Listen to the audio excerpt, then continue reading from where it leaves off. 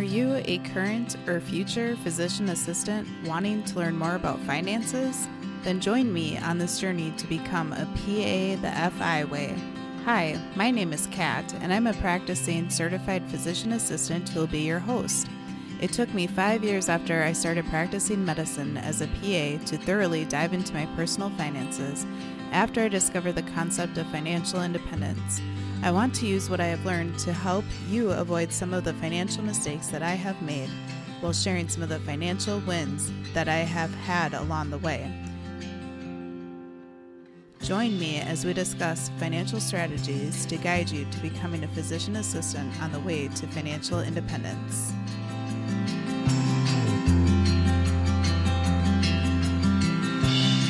Welcome back, everyone, to the PA the FI Way podcast. In this episode, we are going to dive into microhabits. The purpose of this episode overall is to help you, the busy and maybe somewhat even overwhelmed PA or other healthcare professional who is trying to implement changes in their day-to-day life. We're going to talk about behavior change and how small, consistent microhabits can create sustainable improvements in all areas of life, especially when burnout or lack of bandwidth makes those big goals feel impossible. And the information in this episode ties really nicely in with the last episode, episode 157, about rhythmic renewal, how 5-minute pauses can transform your busy workday. If you have not had a chance to listen to that episode, go ahead and catch that one after you wrap up with this episode today. So maybe some of the micro habits you're wanting to implement in your life are taking those 5-minute breaks throughout your workday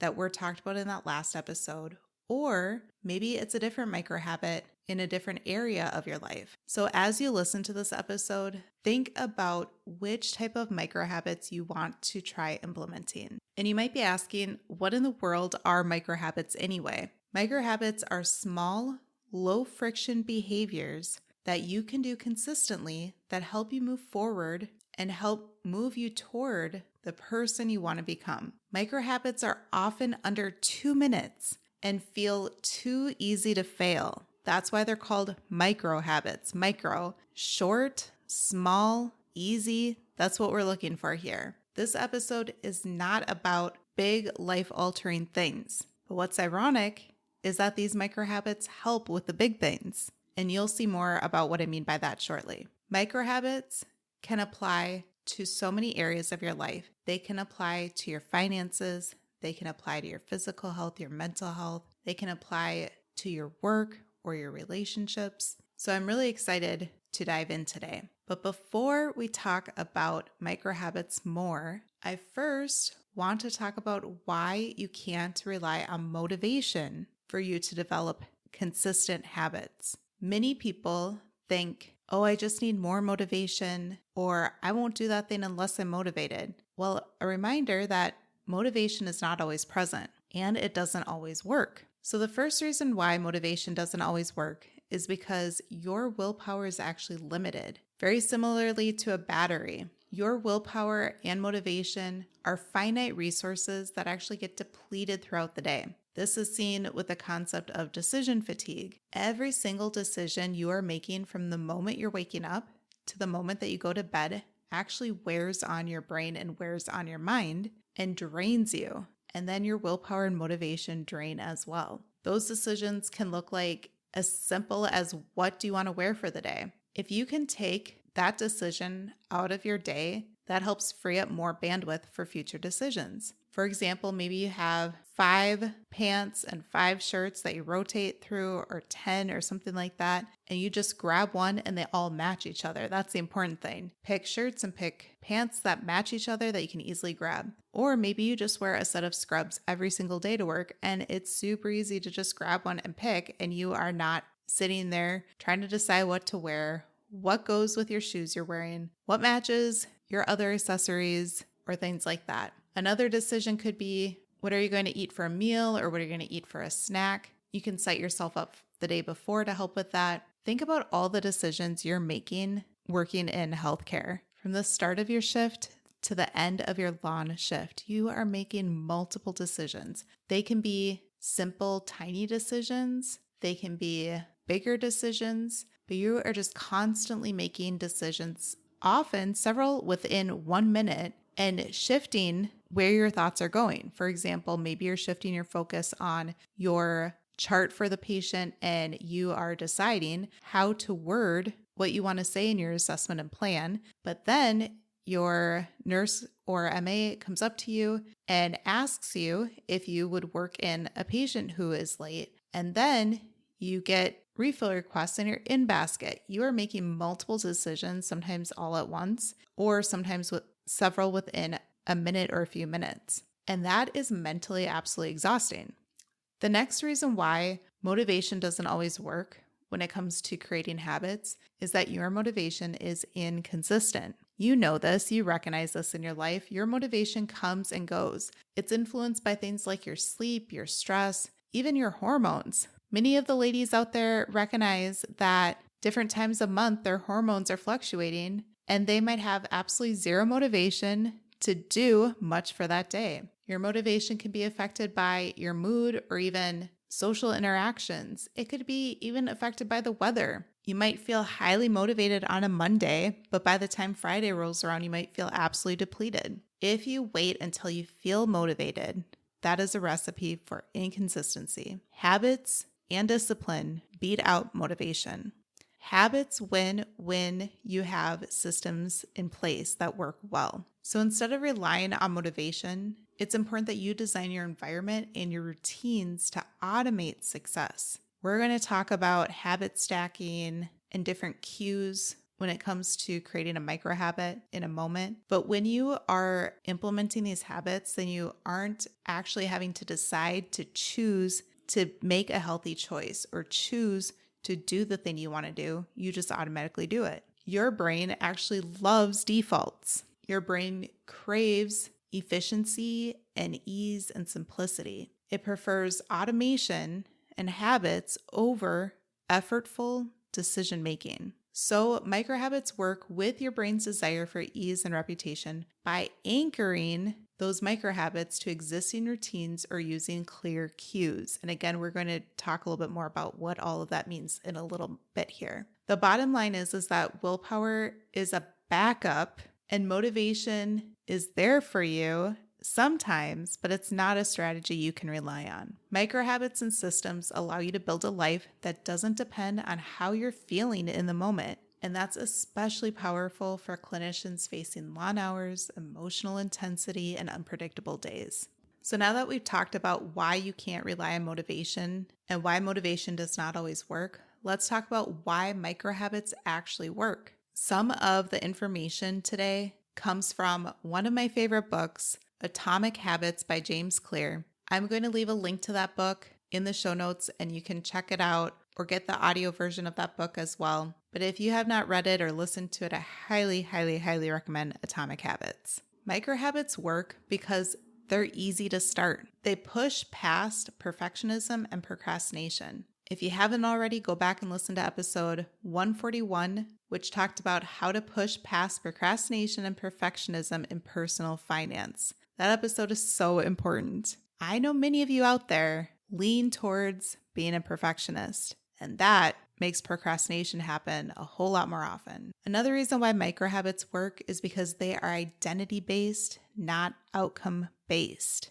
Identity-based means that you take on this identity of someone that does the microhabit, not that you are so worried about the outcome or the hopeful end result about the habit. Microhabits work well because they stack onto existing routines. And again, we'll talk a little bit more about habit stacking. Microhabits create momentum and a sense of accomplishment. And incredibly important for working in healthcare, microhabits are sustainable, even in burnout, chaos, or trauma recovery. Next, let's talk about both activating the habit loop as well as implementing habit stacking. The habit loop consists of a cue followed by a habit followed by a reward. And this is the core psychological process behind how habits form and how they stick. It's how your brain builds automatic behavior. Let's break down those 3 steps a little bit further. The cue is something that triggers you.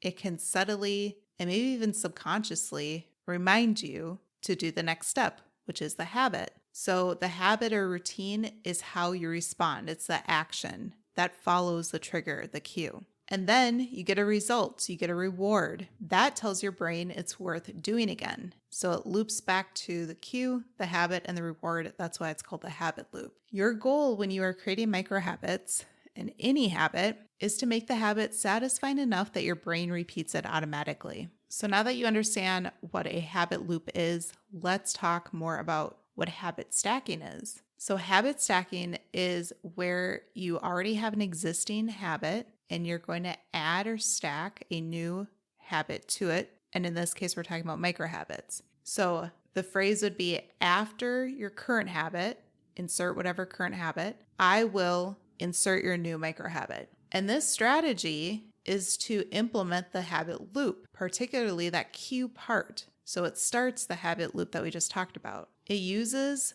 a certain existing habit that you already have in place as the cue for your new one. So here is a really basic example. Your existing habit, I hope for most of you, is that you brush your teeth, hopefully more than once a day or at least consistently, right? So your existing habit, your cue is that you brush your teeth. Your new habit, your micro habit, is that you are trying to stretch for 30 to 60 seconds afterwards. So your statement is, after I brush my teeth, I'll stretch for 30 seconds. That stretching for 30 seconds is your micro habit. You can insert any other relaxation technique or any other micro habit. For example, if you are brushing your teeth at night before bed, maybe you want to implement a different relaxation technique. Maybe instead of stretching, you want to implement some calming breathing exercises or meditating for 5 to 10 minutes. If 5 to 10 minutes seems too long, start with 60 seconds. Again, the goal of these micro habits is to start really, really small. I actually use this particular example with many of my patients. I encourage them to set their medication bottle next to something they do every day, such as their toothbrush, if they're brushing their teeth every day, or I encourage them to set their medication bottle next to their coffee pot if they make coffee every single day. I say, what is a habit that you do pretty consistently day to day around the same time so that it can be a really nice reminder, again, that cue to implement that habit loop and develop that micro habit of them taking their medication. Now let's break down how you can implement micro habits for each type of health that you have in your life. Let's start with your physical health. A micro habit could be that you are wanting to get a little bit more walking, a little bit more movement in throughout your day. So your cue, your habit that you do daily, is having lunch. I do hope that you're getting consistent lunch or a snack in throughout your shift. If not, you might have to listen to some of the episodes about setting boundaries or implementing those 5-minute pauses in throughout your day as well. But food is essential fuel for you to be able to function properly, right? So let's say you eat lunch pretty consistently. That's already your cue. That's already your habit. Your micro habit is that you are going to walk for 2 minutes after lunch, or maybe you're going to stretch after lunch, or do some air squats, maybe only 10 air squats. Another example of a micro habit for your physical health could be while you're making coffee, you are filling your water bottle. So that encourages extra hydration and extra liquids throughout your day. Another example could be after you chart for an hour, you're going to stand and stretch your shoulders, stretch your upper back to help reset your posture. The next area of health that you can implement micro habits into is your mental health. The first example could be after you get home from work, you are going to journal for 1 sentence or 1 page, and that can help you process the stress in that moment. Or an example could be after you're done with your shift and you get into your car, you're going to take 3 slow breaths in and out, and that helps you transition from the stress from your workday into hopefully a more calm environment once you get home. The next area of health where you can implement micro habits would be your financial health. For example, when you are waiting for your EMR to load, after logging in, you could also review your budget to see if you are in line for the week. In the next area of health, for social health and with your relationships, you could decide once you get home to give a loved one a 10-second hug after work to help calm your nervous system and feel more in the moment as well. Or maybe if you go for a walk after you get home, you could decide to text a friend or a family member to check in with them, or you could even call them and have that connection too. So those were just a few examples of how you can start habit stacking these micro habits throughout your life and in the different areas of health throughout your life too. For more ideas about micro habits, I created a micro habits checklist for you that can be found either in the link in the show notes or pathefiway.com/microhabits. Microhabits is just one word, no dash in there at all. So that's pathefiway.com/microhabits. And then you'll get your free checklist with other ideas of microhabits that you could decide to implement in your life, or they can serve as brainstorming for you to think about the different areas of health and where you want to try to add other microhabits into your life too. So we talked about habit stacking, but let's circle back to the habit loop with the cue, habit, and reward, and how the habit stacking also started the process of the habit loop. So for example, the one that we talked about after brushing your teeth, that you decide to stretch for 60 seconds. The cue is hygiene, the act of brushing your teeth. The habit is the stretching. And then the reward is a physical reset or less muscle tension, or even better sleep if you're stretching before bed. So that's how you can break down the habit stacking with the micro habits to better understand that habit loop that you're trying to implement into your life. Some quick tips for you for success for implementing these micro habits are: 1, to habit stack. Obviously, that's a huge one. Attach your micro habit to something you already do. 2, keep it ridiculously easy. If initially you're thinking this habit's going to take more than 2 minutes, shrink it down, start really small, really start at that micro level so that you don't get overwhelmed and you actually do the thing. Make sure you have the identity cue. Use that language of, I'm the kind of person who ...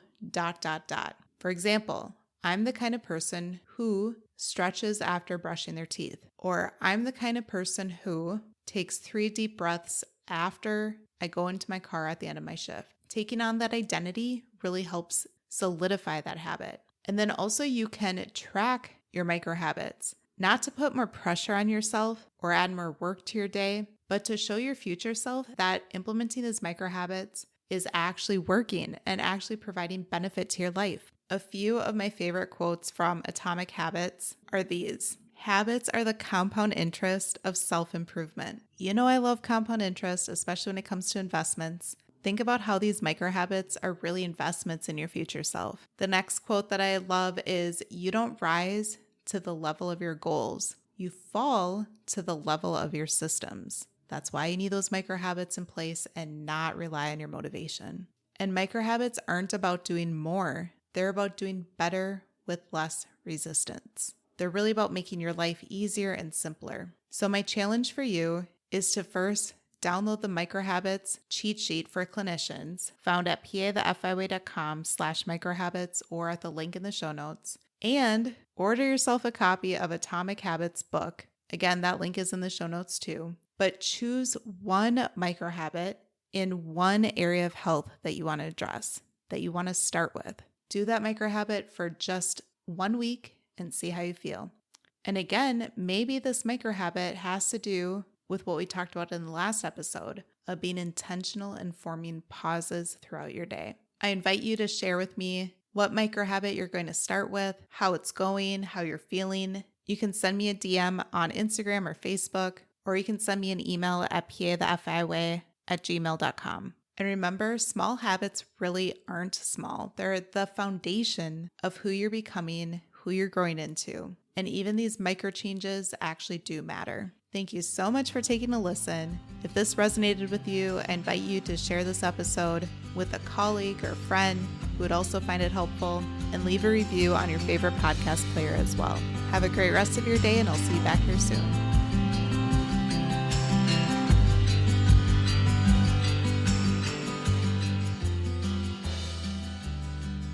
Thank you for tuning in, and I hope that you decide to continue to join me along this journey of becoming a PA the FI way. Please take a moment to press the subscribe button on the platform that you are listening to this on but more importantly, consider sharing with another current or future PA that could benefit from the information that we reviewed in this episode. Take care and have a great rest of your day. Until next time.